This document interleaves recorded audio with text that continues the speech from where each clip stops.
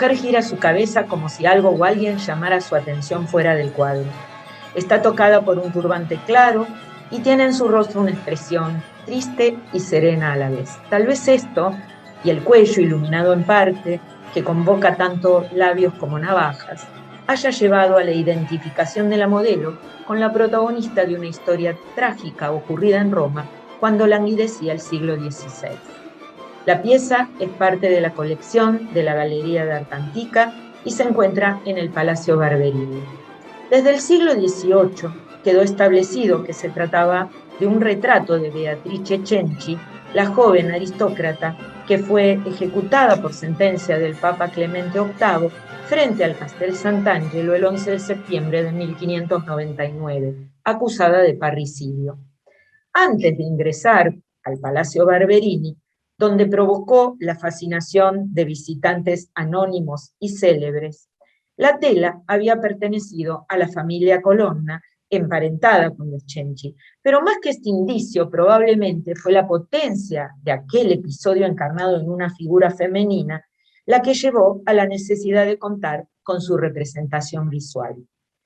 El cuadro da pie para comentar el poder de la imagen y la pregnancia de la historia, asociadas ambas a la obsesión por las cabezas cortadas en la sociedad romana de los siglos XVI y XVII, y para mostrar también uno de los muchos casos de atribuciones patriarcales que han ensombrecido la obra de las mujeres de ese periodo.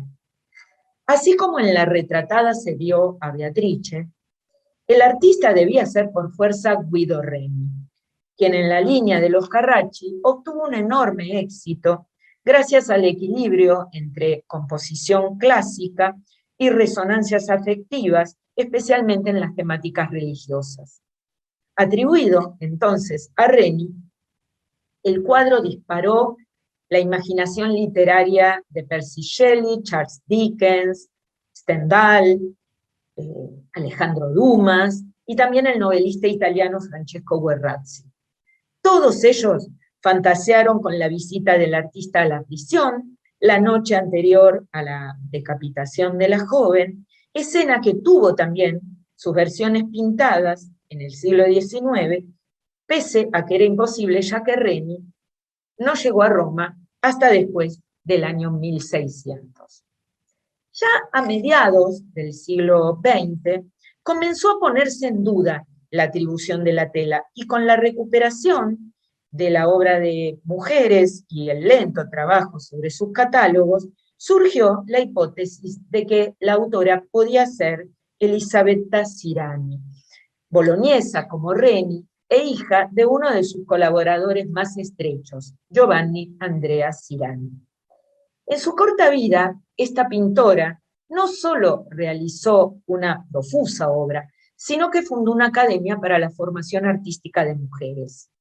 Debemos pensar ese cenáculo y la actividad cultural femenina en general dentro del ambiente intelectual abierto, dinámico de la ciudad de Bolonia, donde su universidad permitía a las mujeres tomar algunos cursos.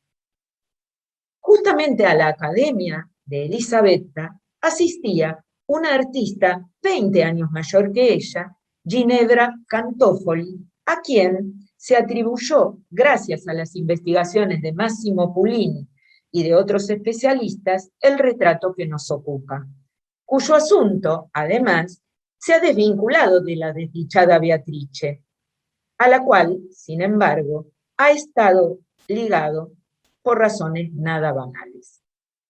La figura de Cantofoli, formada con Sirani padre en el clasicismo boloñés, fue opacada por el rápido ascenso de Elisabetta y su producción asignada, poco después de su muerte, a la autoría de Reni y de otros artistas varones de la ciudad con los cuales compartió temas y partido estético.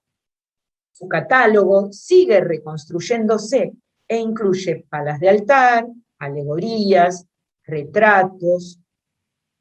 Y algo llama la atención, igual que Artemisia Gentileschi prestó su fisonomía a varios personajes, lo cual hace que podamos identificar muchas de sus obras. Como dije antes, la historia de la Cenci parecía necesitar de una imagen.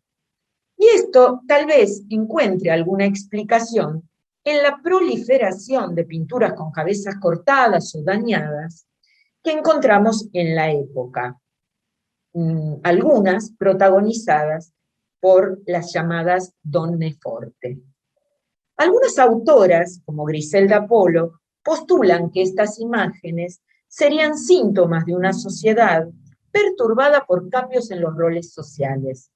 En particular, las mujeres estaban adquiriendo, en el pasaje entre el siglo XVI y el XVII, mayor peso en actividades intelectuales y artísticas y también en el ejercicio de muchos oficios, lo cual afectaba directamente la organización familiar nuclear sobre la que descansaba todo el sistema político, social y económico.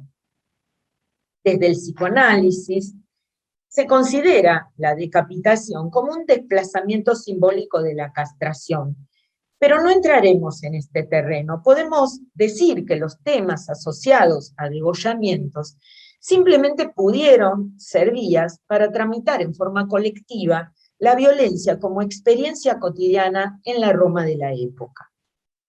No en vano, según una memoria de 1661, retomada por escritores posteriores, la ejecución de Beatrice concitó a una multitud que, contrariamente a lo que era habitual, que era regodearse en la suerte del condenado, pidió a gritos el perdón de la joven con tal furor que se produjo una avalancha con heridos y muertos.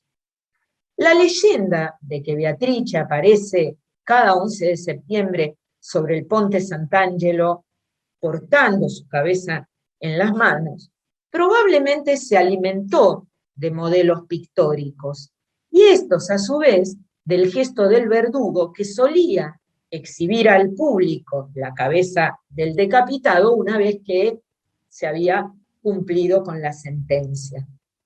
Lo cierto es que a la hora de concretar una imagen del caso traumático de los Cenci, no se eligió ni la escena del asesinato de Francesco, ni la de la ejecución de Beatrice.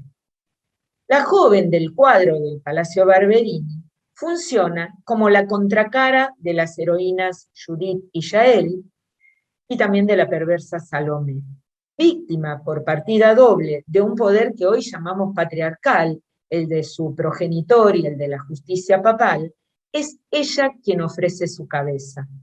La pintura resultaba ideal para hacer visible y trascendente este sacrificio, al darle, por un lado, fisonomía concreta a la belleza de la muchacha, aspecto en el cual insistieron todos los relatos de su caso, y por otra, aludir delicadamente a su destino con el acento lumínico en el cuello. La fortuna ulterior de la pintura de Ginebra, de la mano de las numerosas copias que se hicieron de ella, nos trae más pistas para este argumento. La propia pintora realizó dos versiones, además de explorar varias veces el tema de la sibila. A fines del siglo XVIII, el propio Goethe habría poseído una imagen de ese rostro que tanto lo había conmovido durante su estancia en Roma. Posteriormente, en el siglo XIX, el despliegue literario de la historia de Beatrice alentó otras copias, como las que se hallan en Murcia, y una de las de Santiago de Chile. La otra, con orla de flores, parece ser más antigua. También se hicieron numerosas versiones en formato miniatura. Pero hay un caso fascinante, el de un lienzo perteneciente a una colección particular de Buenos Aires, que en 2005 ingresó al taller Tarea de la Universidad de San Martín. Es una copia decimonónica de un retrato de Cesare Borgia atribuido a Rafael, que se encuentra en la colección Rothschild de París. La imagen parecía encerrar algo más, como se advirtió ya en un abordaje superficial. Fue gracias a los estudios químicos y físicos que se hicieron sobre el cuadro que, debajo de Borgia, fue surgiendo una figura fantasmática, la de la Sibila de Cantofoli, pintada en época cercana al original. En efecto, un examen del soporte demostró que el artista, que en el siglo XIX hizo la copia del cuadro de Rafael, trabajó sobre una tela antigua, muy probablemente del siglo XVII. Como ha planteado José Emilio Gurupúa, quien participó de aquella investigación, no deja de ser inquietante la superposición de un asesino terrible, Borgia, sobre una vengadora castigada como Beatrice. O, deberíamos decir, sobre una sibila, tema recurrente en Cantofoli, quien quizás haya encontrado en esta mujer poseedora de un conocimiento profundo y revelador una manera de referir metapictóricamente al misterioso poder de algunas imágenes.